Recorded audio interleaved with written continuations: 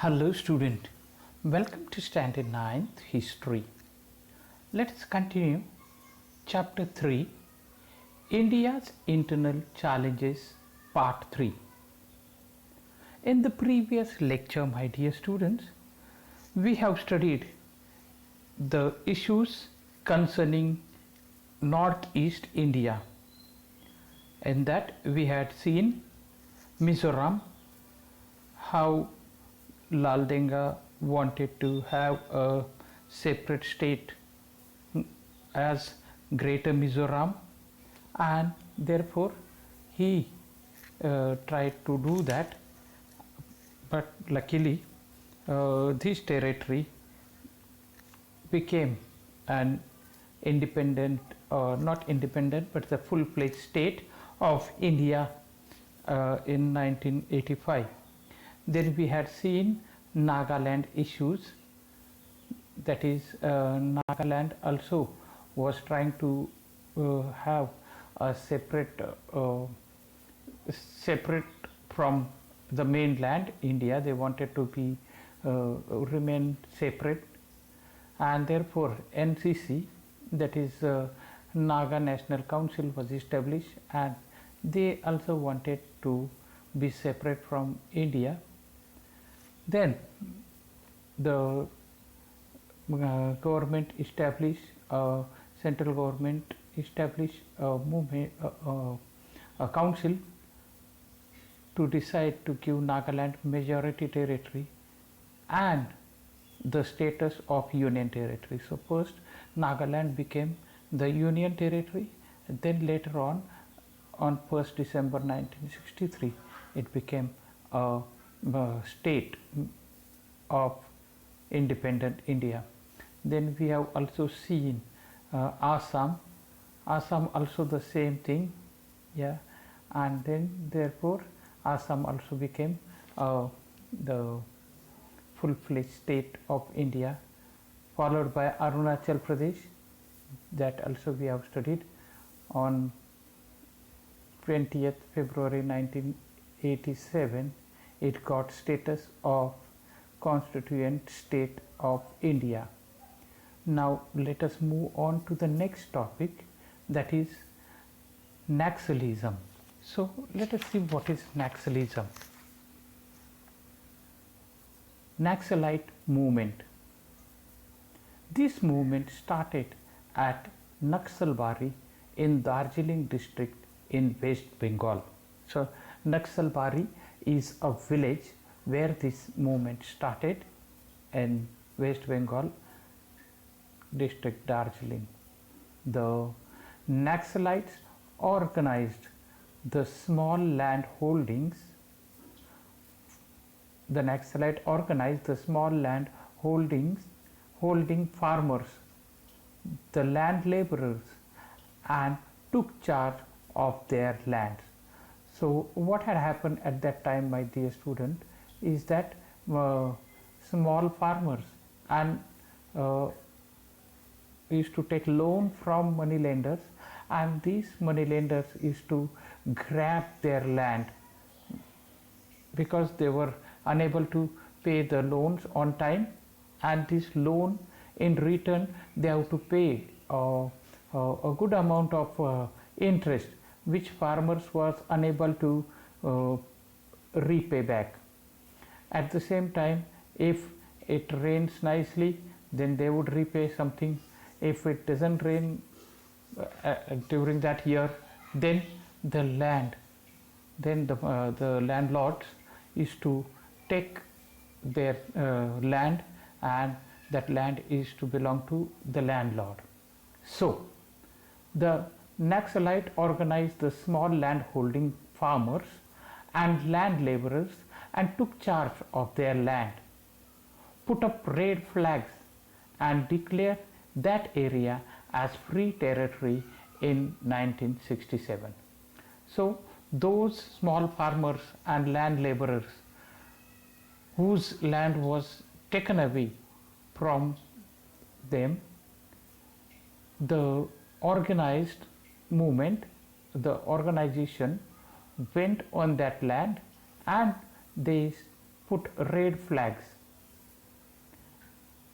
and then they threaten the landlords not to enter in that land because this land doesn't belong to you.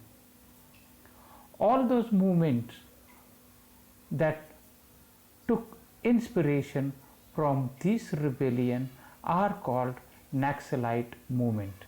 So those who like this, they have taken in part in this movement, not only in West Bengal but in other states also, and thus they are called as Naxalite Movement.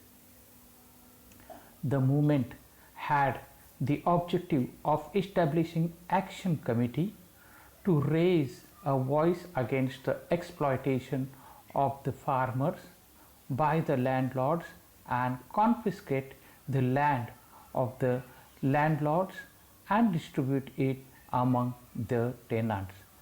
So the action committee was there. This action committee used to go along with the farmers, and then when they used to go along with the farmers, they used to confiscate, put the red flags in that land, and then ask this farmer to till the farmland, to sow the seeds, and the landlords would not go back again there. If he goes, then the action committee is to take action against this landlord.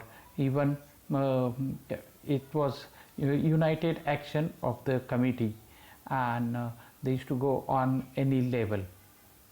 Later, the movement strayed away from its objective. It went away from its objective. In the initial stages, the objective was quite good, that they used to give back the land to the farmers who has lost their land. It was returned to them, but now they went away from their objective.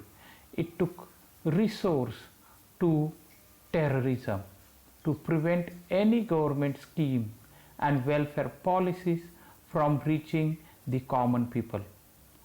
So this is what something different now, my dear student, that they went back, they turned away from their policies, and whatever government policies are there, they never allow government to go to the villages and implement those policies. The welfare schemes, they didn't allow, yes, and therefore the villagers, the common people, started suffering. The Naxalites started a parallel system of rejecting the democratic system. So they didn't want democracy in our country, so they directly started opposing. You could see that then what else they need. So they didn't want democracy, they wanted their own rule in that particular region, so or the farmers' rule, and therefore they denied democracy. Hence they started opposing to the government schemes and welfare policies. This made Naxalism a serious challenge to Indian internal security. Therefore they used to attack on police with weapons. They even attacked the military, and they didn't allow welfare. The government officers, even if he goes with the schemes or want to implement it, they used to oppose. Even they used to shoot them, and hence these government officers or any other military or policemen, they used to target them. The movement was mainly located in West Bengal. Later, the movement spread to East Godavari in Andhra Pradesh. So it went to another state, Andhra Pradesh, part of Visakhapatnam, Karimnagar in Telangana, second state. Andhra Pradesh, then Telangana, then Adilabad, Bastar, Rajan, Rajnandangao and Sukma in Chhattisgarh. So once again, Andhra Pradesh, Telangana, Chhattisgarh, third state. Gadchiroli, Bhandara and part of Chandrapur in Maharashtra, fourth state. Then Balaghat and Mandala in Madhya Pradesh, fifth state. And Koraput in Odisha, sixth state. So this Naxalite movement at present is spread in these six states. The Naxalites are staying in the jungle, the forest, and they are hiding themselves, and they are doing all sorts of terrorist activities against the existing government, and they wanted their own rule to establish. Therefore the villagers are threatened over there. Whoever wants to seek help from the government, they don't allow. Even they wants to finish the family. So my dear student, and therefore my dear student, these Naxalite at present have spread in 6 states of India, and including the mother state, and now they are doing this anti-government, anti-democratic activities, and therefore people in the villages are threatened in this region wherever they are. So in order to maintain their influence, that is the influence of the Naxalites establish an organization called People's Liberation Guerrilla Army. So they have done the parallel army, People's Liberation Guerrilla Army, PLGA, and this conflict is still going on. Even till today the conflict is going on among the police and the PLGA, among the military and PLGA, among the government and PLGA government officers and them, and therefore Naxalism is a threat to our country. So my dear student, today we have studied Naxalism, that is the Naxalite movement, how it has spread, how it took root in our country, where it has started, and then how it has become violent, and how they denied the democracy.